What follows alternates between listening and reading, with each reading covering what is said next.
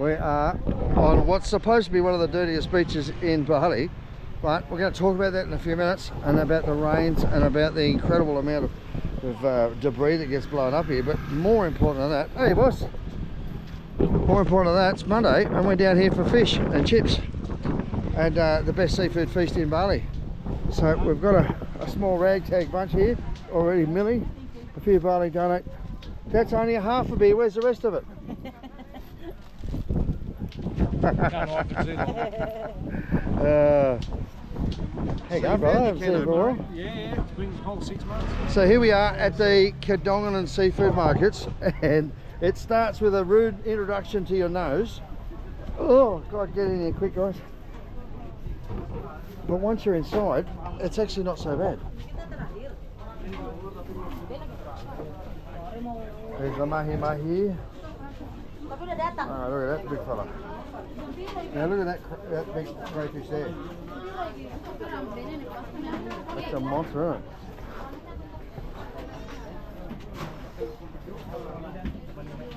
it? Some red snapper.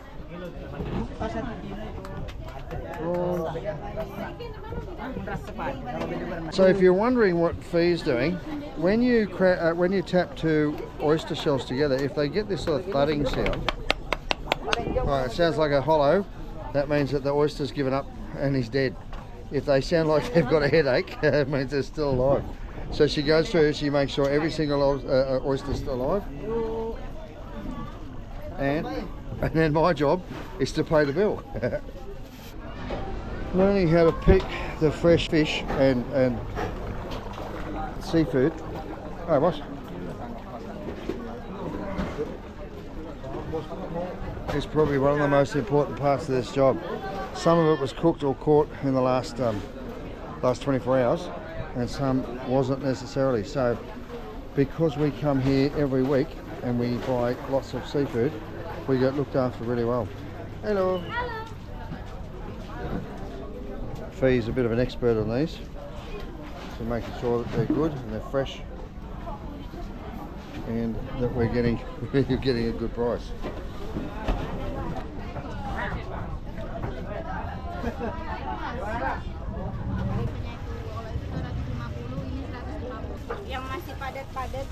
So the crabs are still alive, and they're going to make sure that they're nice and full.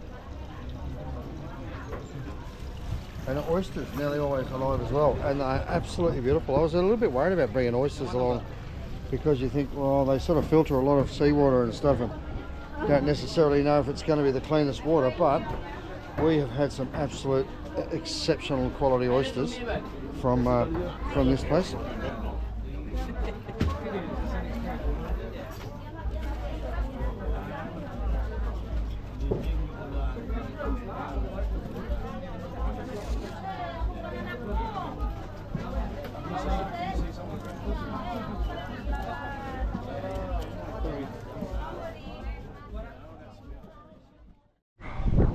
So if you want to have a beautiful romantic dinner on the beach, Jimbaran is renowned around the world. You've got these love hearts, you've got the chairs, you've got the ocean out there,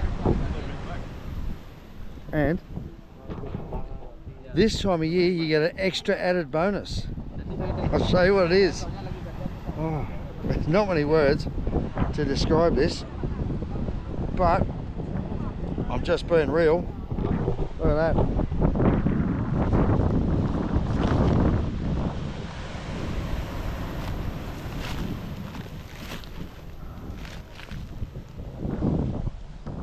As far as the beach goes in both directions. Now look, it's high tide and we've got an onshore breeze. Anything that floats is going to hit it, make its way here. I'm not making excuses. I'm not saying it's right. I'm saying it's a bloody big problem. And if you look behind, there's teams of people out there with their plastic scoops and their bags and their sticks trying to get as much of it as they can. They're putting the timber into big piles and burning them. And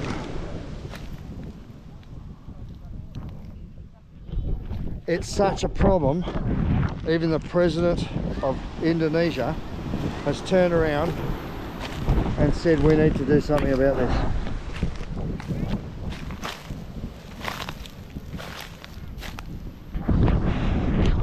Nearly everything I'm seeing here is a single-use plastic drink container, not bottles. These little cups, they're so thin and flimsy that I guess they don't weigh enough to get put in with the bottles and everything else. I don't know, but I tell you where they end up, right here. Absolutely everywhere. It's such a shame that Indonesia has this massive problem. You know what? I'll say this. I grew up in the 70s and I remember back then, the first Keep Australia Beautiful campaign.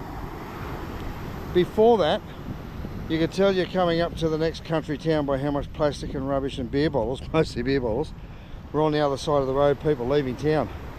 And you could see by the number of beer bottles per guidepost that you were getting closer and closer to town. I can even remember when I first realised the easiest way to find out if there's a McDonald's in the next town, because I was heading to Dubbo in the middle of New South Wales, and there was McDonald's containers and boxes and rubbish at the side of the road, and I figured, well, guess what, that must mean they've got McDonald's, and we're probably about 20 minutes out of town, because that's when people start throwing out the window. So we used to do it too, I'll be honest. Singapore was once one of the dirtiest countries in the world. Now I believe it's one of the, if not the cleanest by far. So it starts at the top and it works its way back down through society. You've got all the winds here coming onshore, blowing everything that's floating on the top over here. You've got these massive torrential rains that are pushing everything. We saw yesterday, everything including snakes, out of the sewer system, down the rivers, and a lot of this is from Bali.